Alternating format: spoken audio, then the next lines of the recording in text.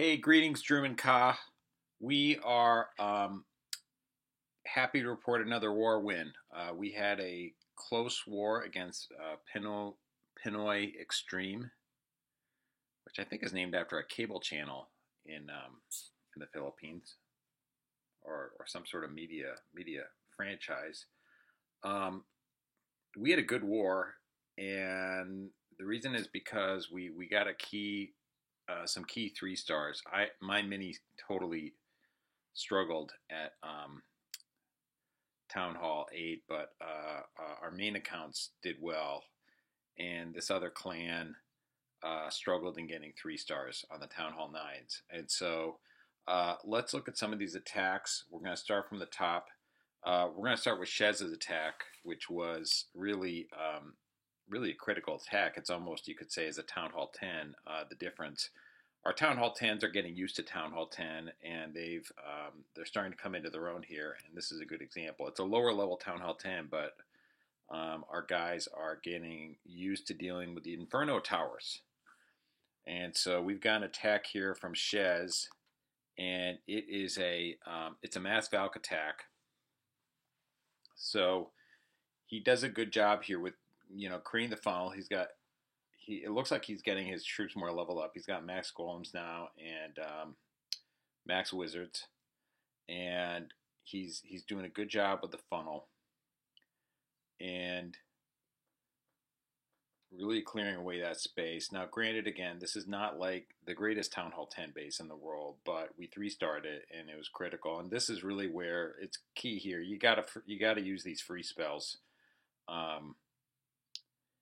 And he gets a freeze, and he gets enough going there to get. He's got some Valks in the core, and really you got to take care of these Inferno Towers, which is what he does. He's got some Valks in there. They're single target Inferno Towers, but they go down, and I think once that happens, this raid starts to take shape in a way that's pretty favorable. Where you've got a raid where you've got momentum like this, where you've got the Valk split up into sort of these teams, and where your heroes are still up. I'm going to speed it up because at this point, the raid is you can kind of see in a Mass Valk raid that you're in good shape when you've got this much stuff on the board. And granted, he's got he's basically got his heroes at full strength against like 3-point defenses, and he takes out these bases, takes out the rest of the base. So good job by Shez. That was a critical one. The next 3-star is from Forik. What I think is interesting here is the choice as to how many golems to bring. To bring one or two golems. He's going to bring 2 golems here. These guys had a little predictable. They had pretty much the same mix of troops, which was archers followed by wizards, which I have to say was annoying because you have to basically get a full lure. And Forik does a good job there, which is a mistake I made in a raid, was not killing the clan castle, because those wizards will take out your Valks and your heroes, as I saw in a raid. But he does a good job there of killing the clan castle. He's got the funnel. He puts down a heal, and then he's got a jump. With this sort of, it's a weird type base, but again, he gets just enough to get into the core and take care of that Town Hall, which is key because you don't want to be wandering around just around the outside of the space. He's got an interesting troop mix, which is he brings 2 golems and 3 hogs. And again, I'm going to speed this up just a little bit because he's got all the heroes down. I mean, he's got all his heals down. But he's got, at this point, again, between a golem and wizards and Valks, he's got, and at this point, the king goes down, but he's got a level 21 queen, and obviously at this point, this base is toast. And so it's really just, you've got a good funnel going on, and then the right troop mix, and then knowing when to drop that next group of hogs. Um, our next 3-star is going to be my attack here on a Southern Teaser, which, in the past, pre-update, this would have been a mass witch raid, or you would have brought a ton of witches and thrown them at the bottom or at the side, and then brought some hogs in on the top. But with the update, now it's Valks. So I use some minions here to clean out to make an effort to get rid of some of these trash storage buildings at the bottom, so my troops don't waste too much time on them. But I lure the clan castle. You can see again, these guys bring out the same sort of annoying mix of archers and wizards, which I have to say is effective, if not dealt with. I bring a single golem and 13 Valks and the 3 Valks on the CC. So the CC, I bring out 1 Valk, and then the CC Valk come out. And what ends up happening is they sort of create the funnel for the main Valks, which is interesting. So they go off to the side. And fortunately, they don't waste too much time on those storage. But what they do is they basically create the funnel. I drop them first, and then they create the funnel for the main Valks. I dropped a Rage, and then because I didn't need a jump spell. And I also was worried about all the dense DPS here, and I wanted to get them through it quickly. Now I'm dropping my back-end hogs because these point defenses are pretty distracted. I really, personally for me, when a base is wide open, I like this mix of like 9 hogs in the back, which turned into really 6 hogs because I had to use, I think, well, maybe 7 hogs because I had to use most of them to lure the CC. I didn't use my poison spell. Could have used that. Let's speed this up here. But yeah, this raid really, I Googled Southern Teaser and Mass Valks, and I found an attack, and I pretty much copied it because I saw what the guy did, which was same idea. 3 heals, a rage, and a haste. So let's go to the next 3-star. We kind of struggled here in these middle bases, and we had to use some of our Town Hall 9 attacks on Town Hall 8 bases, which was unfortunate. So here's an attack from Forik, and again, he's got the same mix of troops here. He brings 2 golems, and what I've decided is I think 2 golems makes sense when you need more time and there's more walls, because golems buy you time. And so 2 golems here makes sense to me. He gets his hogs down. It's interesting. He uses a max golem instead of max golem instead of max hogs. Drops some poison, and then he's got the sends in his back end hogs. So at this point, the raid is looking good because again, he's got this thing where he's got multiple. What I call multiple lanes of troops, which he's got his heroes are still up, and they're working in tandem with the hogs at the top, and then you've got the Valks, and they're all working together. And at this point now, you can kind of see in one of these raids, just depending on how many of your troops are alive and how many defenses are alive, you can kind of tell how one of these raids is going to go. So nice job by Forik. Good scouting, good use of the poison spell there to take out the CC. And he's got a 3-star. So the rest of this is just cleanup. I believe the next attack, the next 3-star we're going to show is from Pono. And this is more of a traditional Govaho, and I had kind of an insight on Govaho versus Mass Hogs. When you see a base like this that's just got, Mass Valks rather, is really for when you've got tons of double giants bomb space.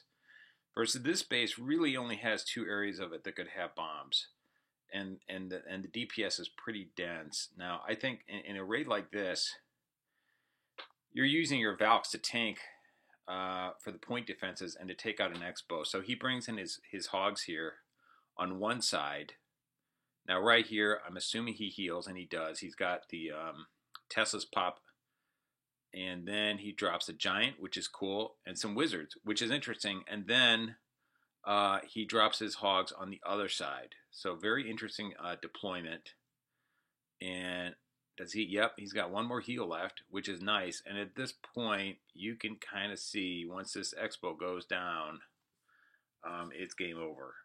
There's one cannon left, and just a nice job. I mean, granted, it's not the highest defenses in the world, but we needed the stars for sure because we were struggling on some other bases, and the other guys couldn't pull off this kind of raid. So nice job by Pono. And I think we're going to show one more, which is Rediv, which is a Forex Mini account. And again, he's going with, which I think with a base like this, where there's what I would call more density, he's going with 2 golems. It's interesting, he brings 4 heals. I'm not sure why he brought an Earthquake spell. That might have been a mistake, but he's gonna, I'm assuming, drop a poison on the clan castle.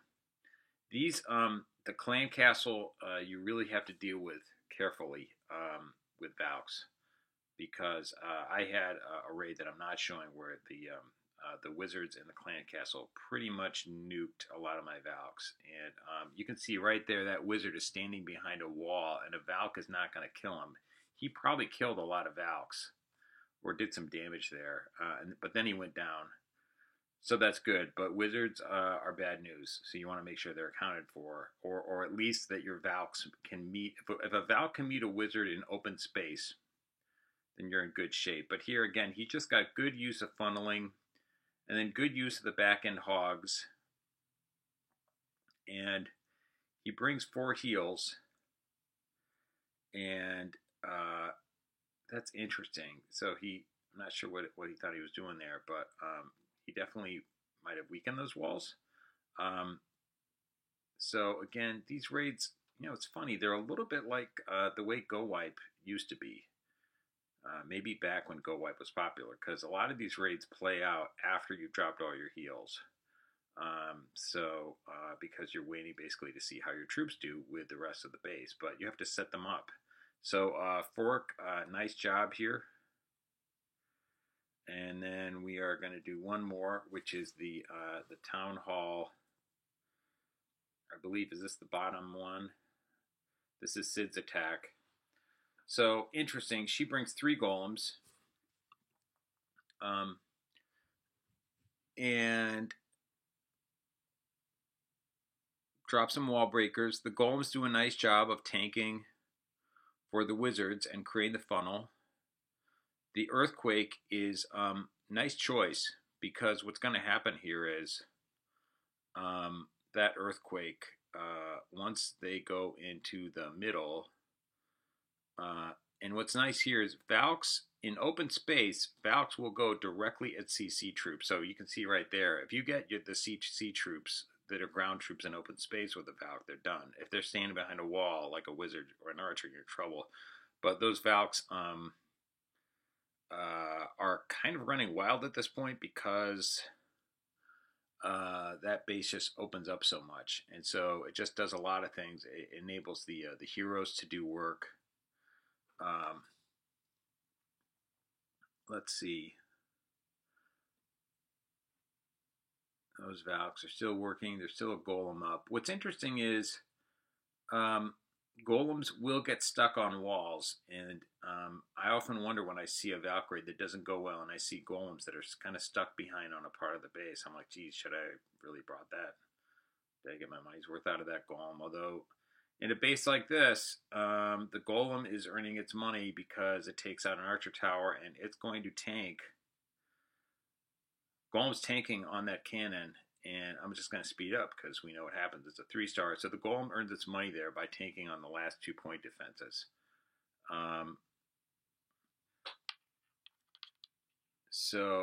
And I think we've got one more. Yep, and this is Cal. And it's a go wipe. I'm going to speed this up just because we're getting to the end of the video. But Cal does a nice job of luring. So he lures and then he toasts him with the poison spell. That was a very easy CC to lure, so nice job of getting the lure. He gets the golems in the middle. He heals the golems, which is interesting.